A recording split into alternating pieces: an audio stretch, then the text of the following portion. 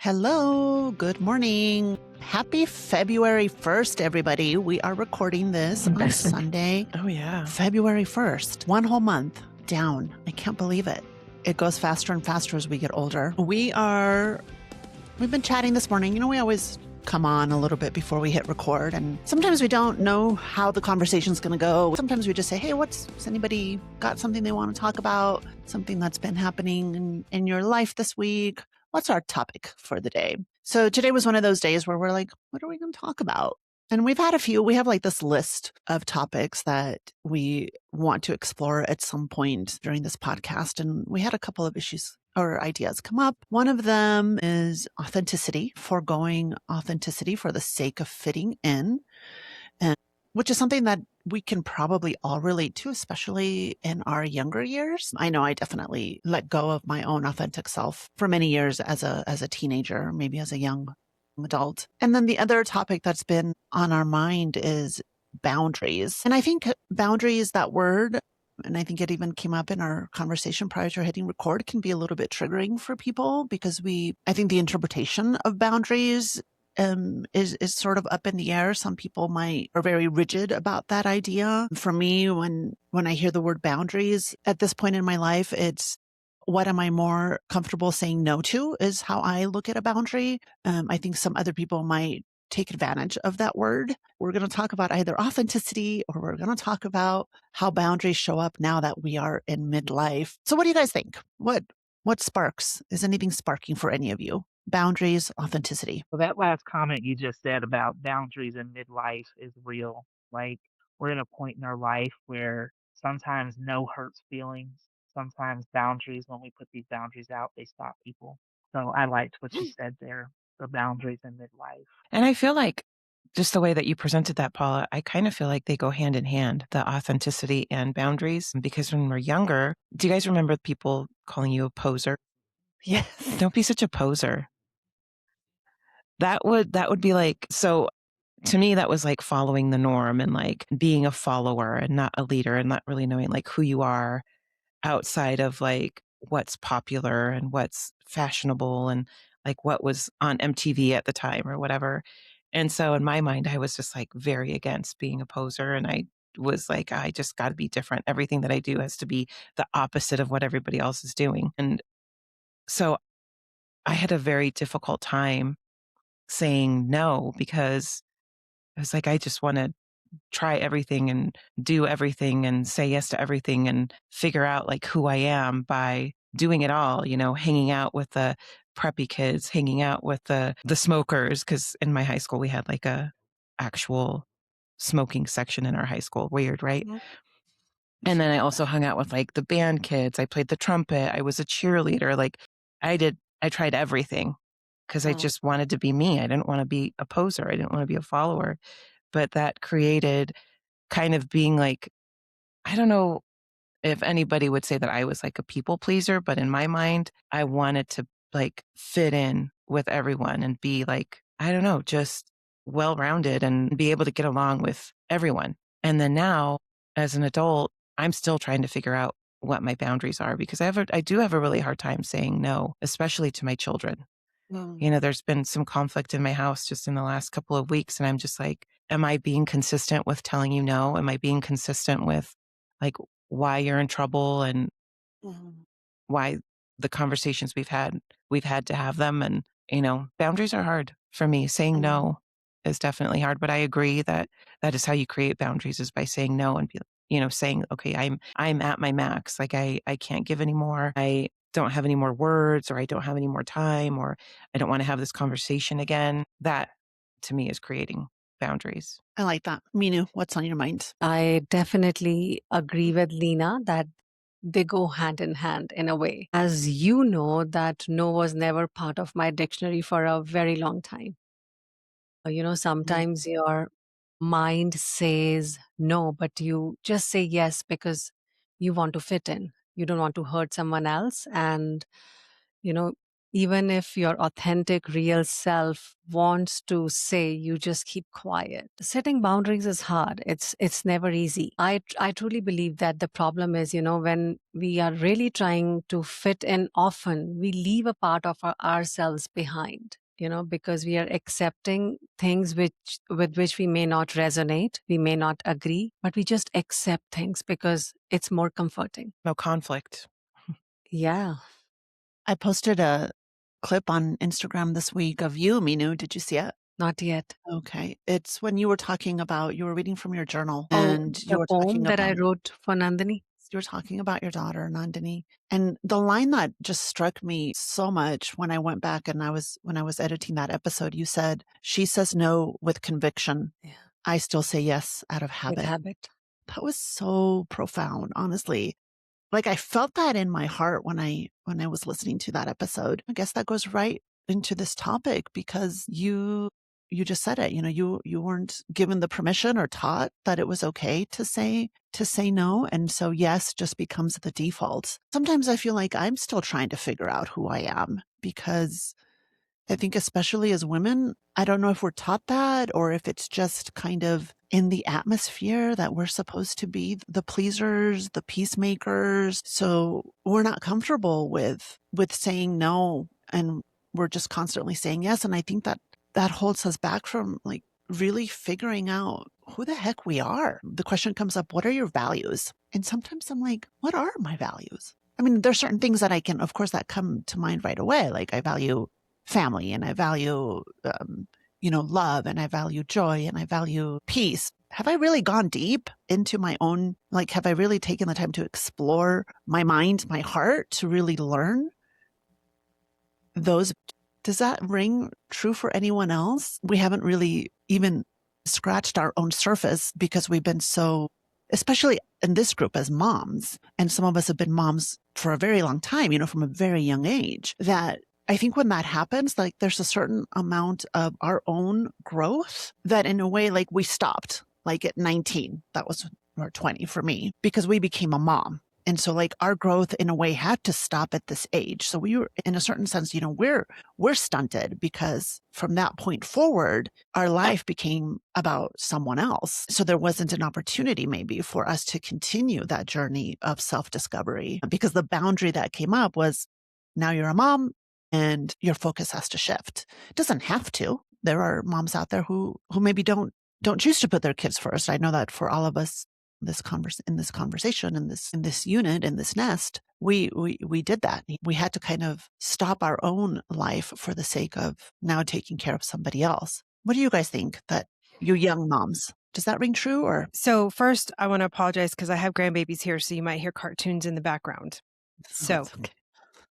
as a young mom, I was pregnant at 16 with Joseph. And then shortly thereafter, I had him in 96. I had my next child in 97 and then my next one in 99. So back to back.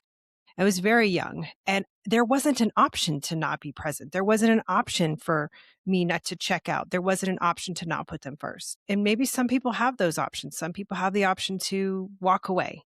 And for some people, that's a very mature decision, and for others, it's a selfish decision. Who am I to judge what those decisions, why they made such decisions? But setting boundaries with children is very difficult. I struggled as a young mom because I didn't even know what boundaries were. I mean, I didn't know what a boundary was. And people would say, you need to set boundaries with the kids. What are you talking about? And I think I still struggle. I know I still struggle, even as they're adults.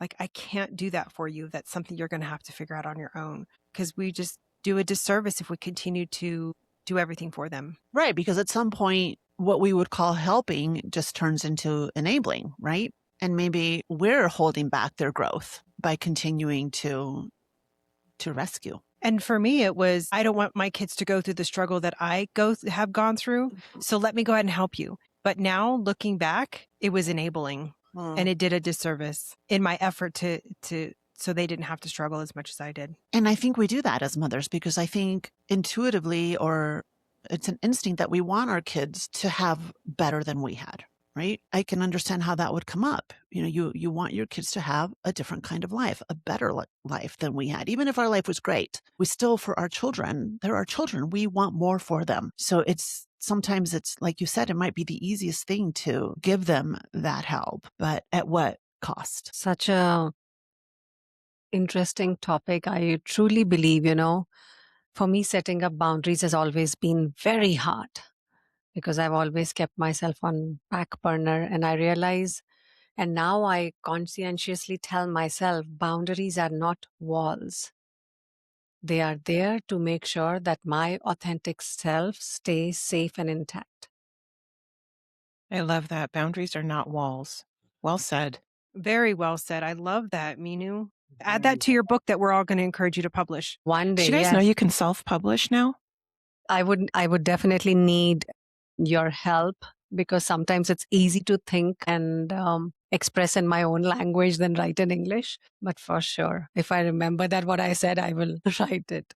So I want to go back just a little bit about enabling our kids and helping our kids and not saying no. Do you guys remember, like, when you first became moms, did you ever get the advice of you can't spoil a baby? Yes. A baby, yes. Yes. Yes. So at what age or when do your kids stop being your baby is what's hard for me. They never do. Right. I think And so being your baby and being a baby, though, might be two different things, though. completely. Yeah. Yeah. And I definitely have a hard time not seeing my children as growing up as young adults. I'm always thinking for some reason that like plays in my mind over and over and over again. You can't spoil a baby. You can't spoil a baby.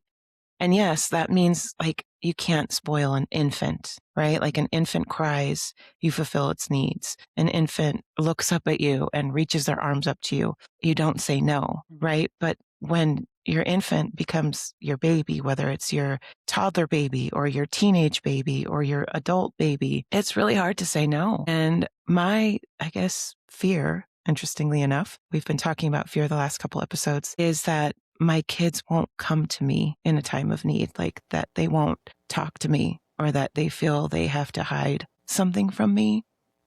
And so they won't be honest and they won't ask for help in a time of need, that they won't reach their arms up to me and say, Mom, I'm in trouble. Like, help me with whatever situation might be coming up. And that for me is why I have a hard time saying no and setting boundaries with my kids. And I always want my kids to be able to come home. I always want my kids to see my place, my house, my home, wherever I am, my husband and I, as a safe place, as like a safe zone where there's no judgment. There's always peace. There's always love. There's always open arms, no matter what season of their life they are in. So yeah, you can't spoil a baby. That to me just rings true no matter at what age, because to me, like being inviting, being welcoming, being open, being loving, being safe to my children is motherhood. Like that's how I define it, but it's tricky because, how Paula mentioned, are we holding our kids back by always being available to them? I mean, I don't know. I struggle with that. I think it just makes for a stronger relationship being there for your children. I think that just opens up the door for them to be like, oh, maybe mom or dad have been through this and I can go to them. I know that as my children were growing up, I really, really tried to give them the open door policy. And still yet, because I think children are children, they hid some things. I think that that's something that we all, we hid things from our parents and they might hide stuff from us. But keeping the door open for them always, I think, is okay because they should be able to come to us at any time. Sorry, I missed a little bit of the conversation. I just kept thinking about the whole idea of comforting your baby or, not. What was the line that you said, Carolina? You can't spoil a baby. So like you can't spoil a baby, or there's no way you can spoil a baby. How are you saying that? Like, there's no way, like that doesn't exist. Okay. Like, okay. There's no way that you can spoil a baby. And I Yeah. agree with that. But I think that at a point in time, there was you can't spoil a baby, like leave if the baby cries, you don't go pick it up. There was that mentality for Crying a it while. out. Let them cry it out. They have to learn to comfort themselves. I wonder if some of us were parented that way. I sure was not. No?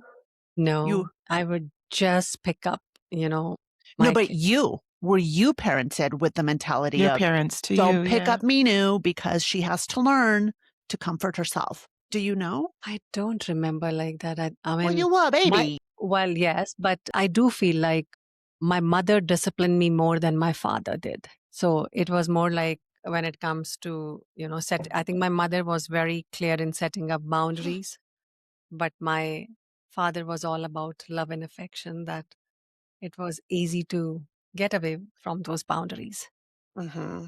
And with my kids, like Lena said, she sometimes operates from fear. Well, I mostly operate from fear and some guilt, because as a single parent in a different country, with a very different set of values that I grew up with, and now raising them in a very open, empowering world, I am always trying to compensate for the other parent. I need to do it. Like, to be honest, my late friend Patricia would always say that to me. Your kids are not breastfeeding babies, they are young adults. But in my mind, they are just my babies. And I just want to comfort them all the time. I want to tell them that I'm there for you. You will always have an anchor, no matter what. So I wish there was a perfect book of parenting, but I guess we all learn while we keep growing and evolving. But yeah, I struggle there. That's so well said, though, Minu, that I am your anchor. I love that. I mean, I'm going to use that because that to me is a sign of a good parent. Like I will be stable for you. I will be strong when you are weak. I will be a constant when you are struggling. Like I will be your anchor. That to me is parenting. I think that's beautiful. I have a friend who is a therapist, and he recently moved to Colorado, and fantastic human being. The way he talks, the way he actually makes me think. The basic questions he asks. So what does Minu want to do today?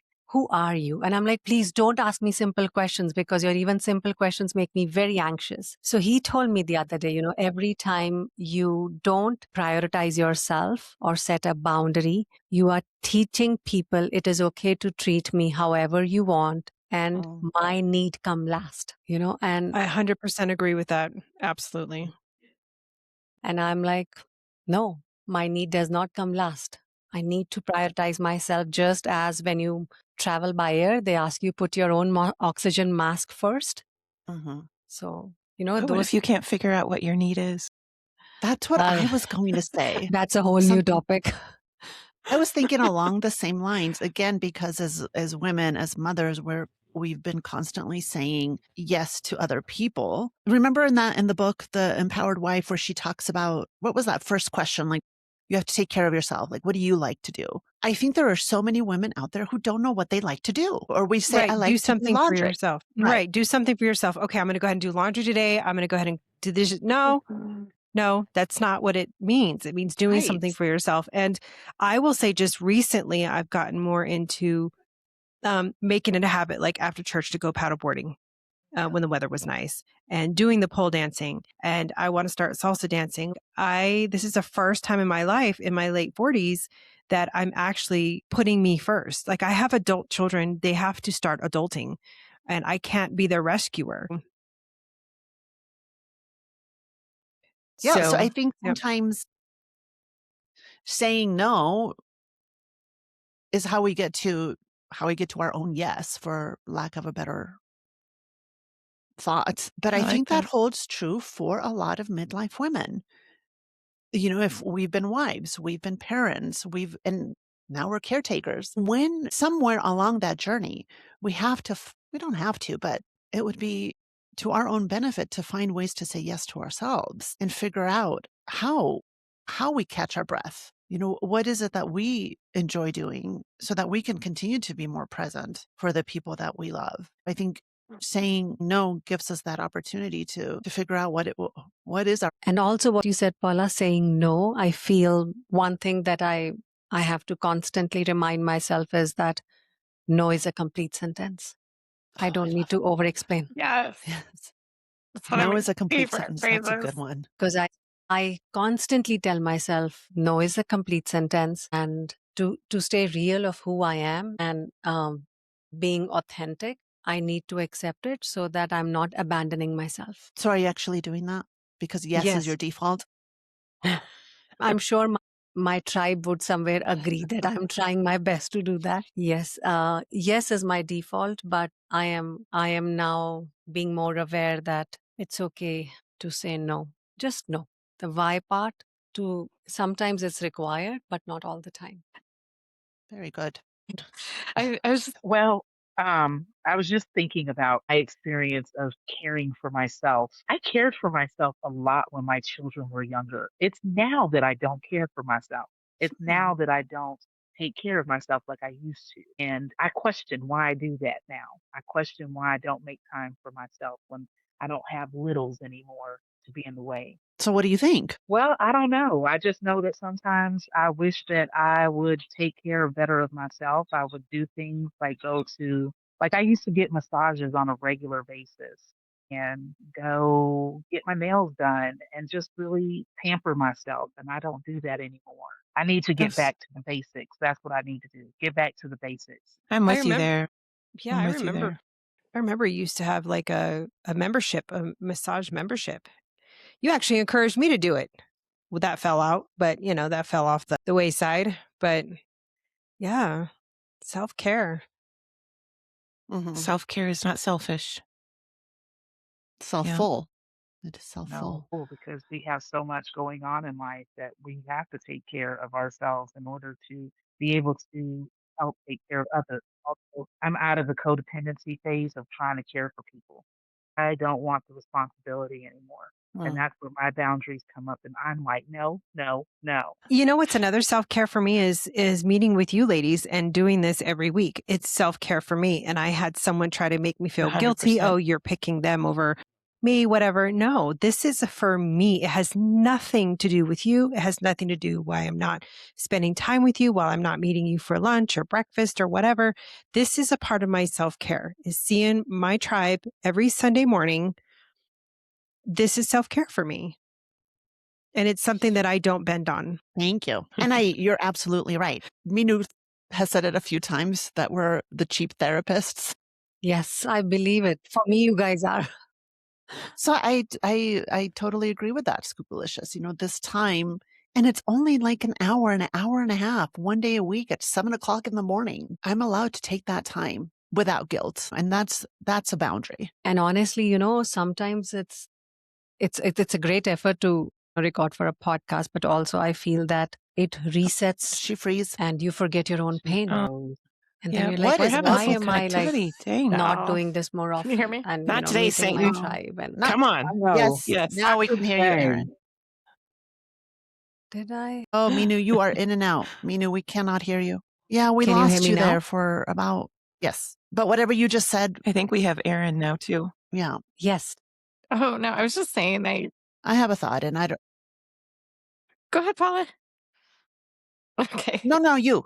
I think for me, the more I focus on doing my regular self-care things, just helps me to say yes when I really mean yes and no when I really mean no, to be comfortable in that and just, showing up happier. So I think I talked about this with y'all before, but doing the 3 self-care things each day, even if they're small things, but just something to take care of myself, good care of myself so that I show up better, and the 3 gratitudes. And I've been noticing the more that I'm doing that each day, I just feel happier and less resentful of things when they go wrong, or of other people. It's interesting when I'm focused on that, I don't get so irritated by,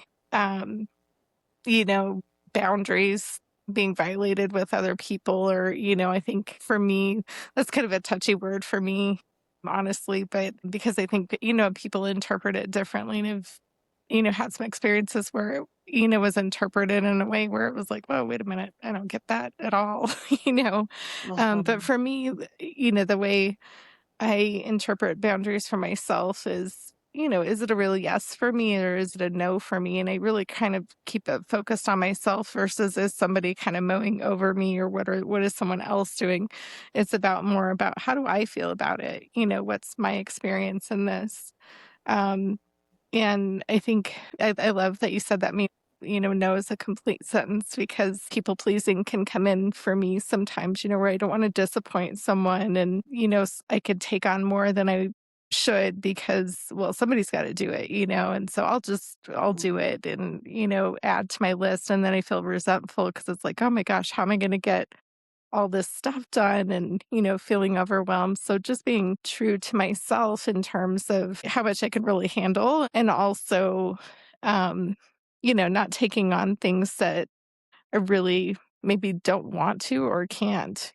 So that would be a boundary just set for myself. Yeah. But I totally agree, Paula. Like at this age, that's something we're all reevaluating of what are things that we do to that we enjoy putting ourselves first. It's a different concept because when your kids are younger, you're putting them first and making sure all of their needs are met. And you can very easily lose yourself, and taking good care of yourself too. So really been trying to make that a focus. And I do see a difference, in my own happiness and also responses from others, and how they are feeling around me, when I'm doing that it's more positive for everybody. Yeah.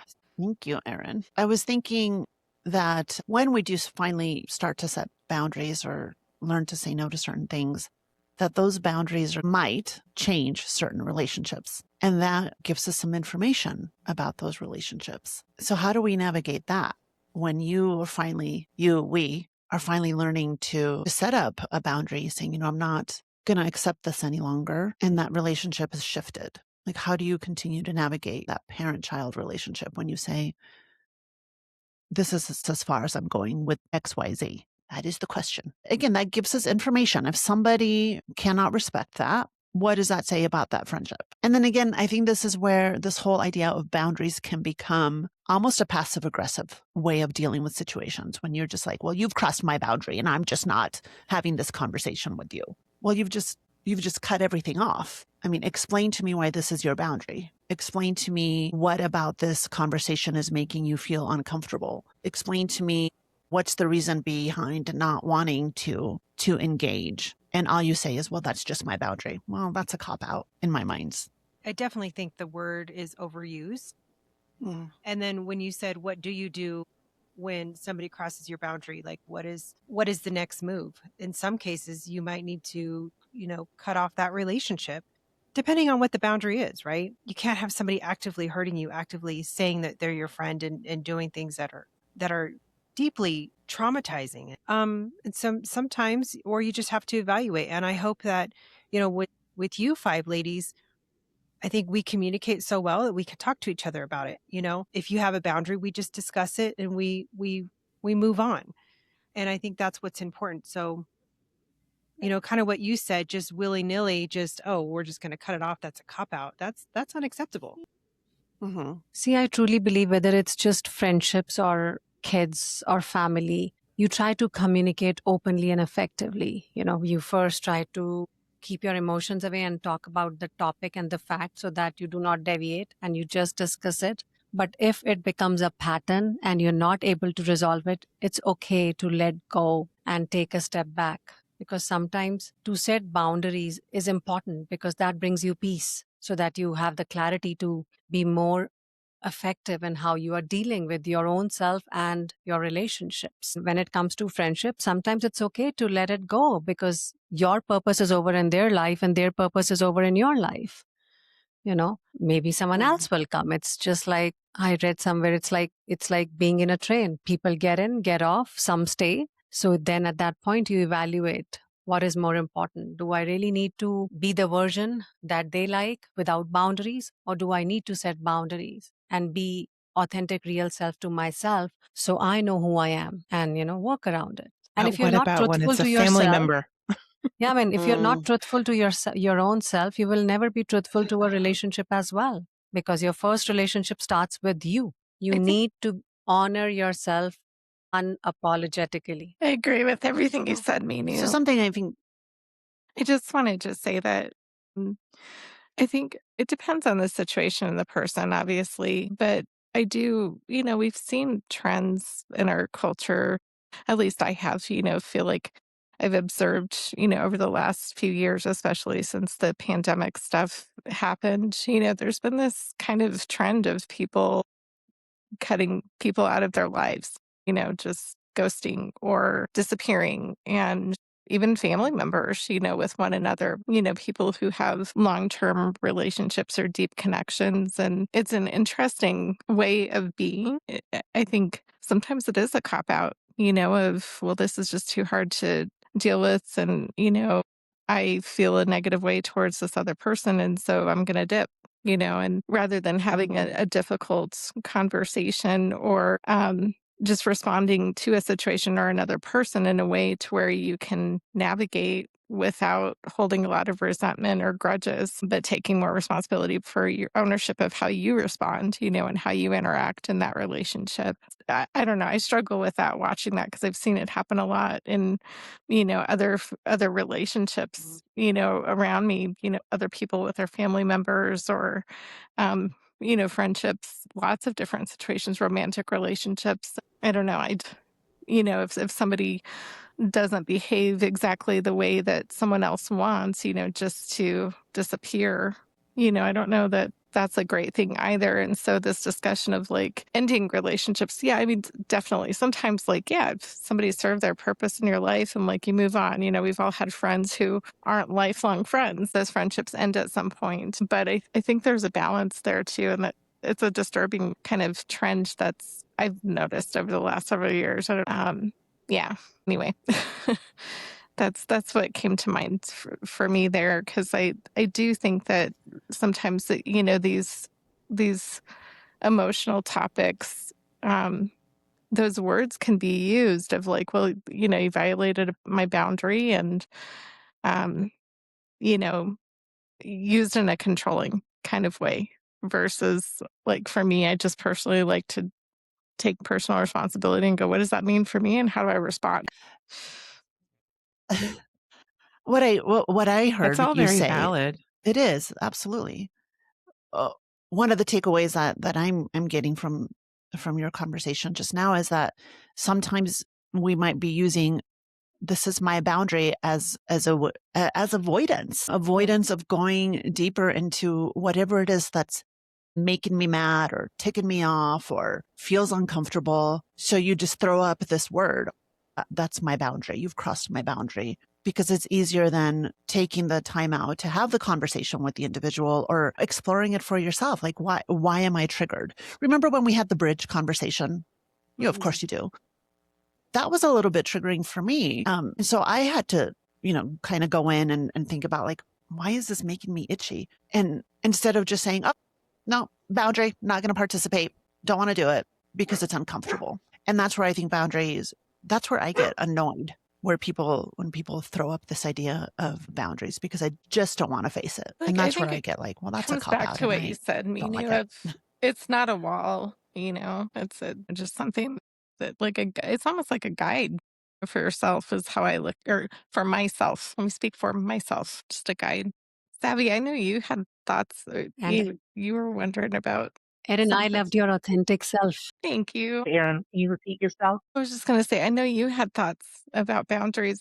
We were talking earlier. I was curious, like what you might be thinking. Not sorry to put you on the spot. Well, boundaries, we've been talking about different kind of boundaries in this conversation. When I was talking about boundaries, it was about setting boundaries with family members and friends and just people in general. Mainly, I am reminded that when I myself personally started using the word boundary or really understanding what a boundary was, it made people feel very uncomfortable that I put them in that place. And so that was difficult. But along with the boundary, I communicated. Like, this is why this boundary is in place. This is why I don't want to go here. And I think that's really important about what you were saying, Paula, is avoidance. We don't want to avoid using that word, making it like an avoidance, but really just setting a precedent, saying, this is what I need for myself in this moment right now. This is what I need from you. I need you to understand that we can't go here or whatnot. And so that's what I meant by boundaries. But I do agree with you, Paula. I don't think that boundaries should be used for an avoidance tactic. Thank you, Savvy.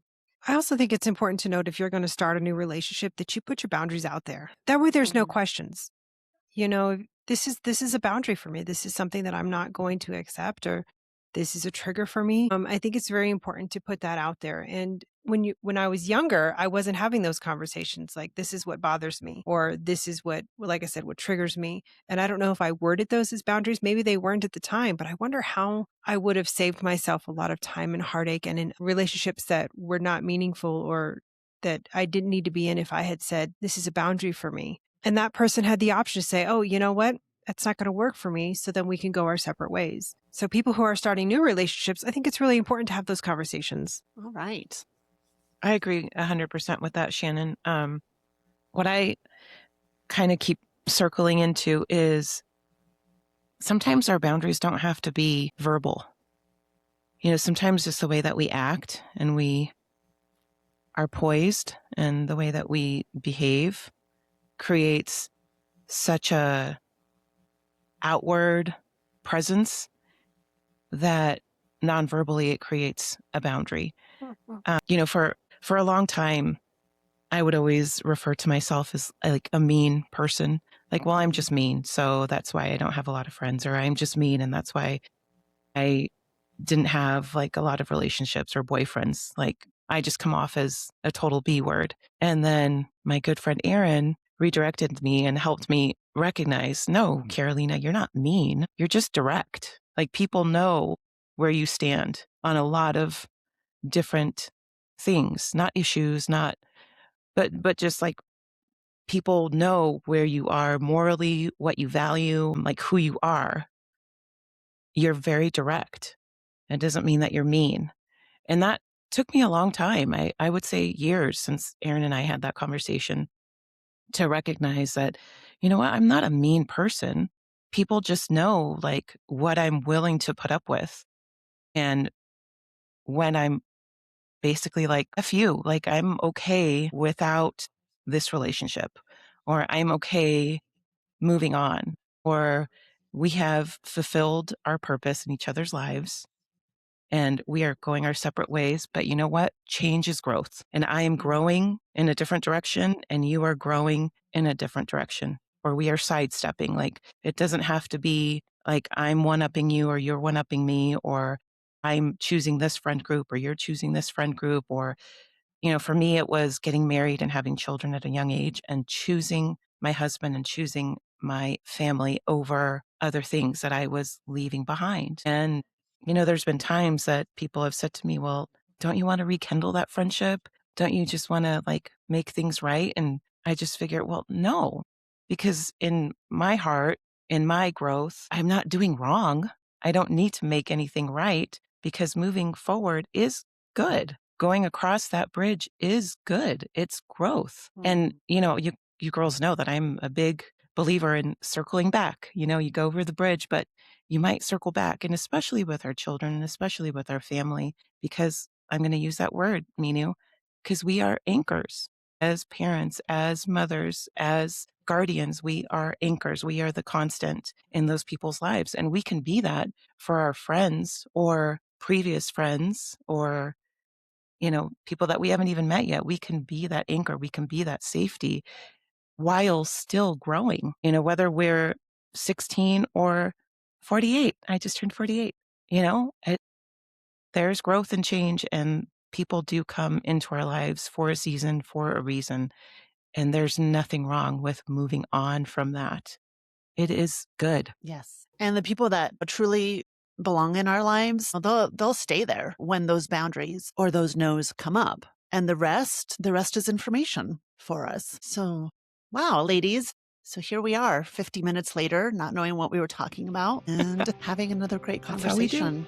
That's how we do it on the Sunday podcast. So thank you so much, everybody, for listening to our rambles today. And we hope that you took a little bit of something away from our convo today. So thank you so much for joining us on the Sunday podcast. Please remember to like, subscribe, and share. I always forget to share. And we hope to see you next week. So happy Sunday, everybody.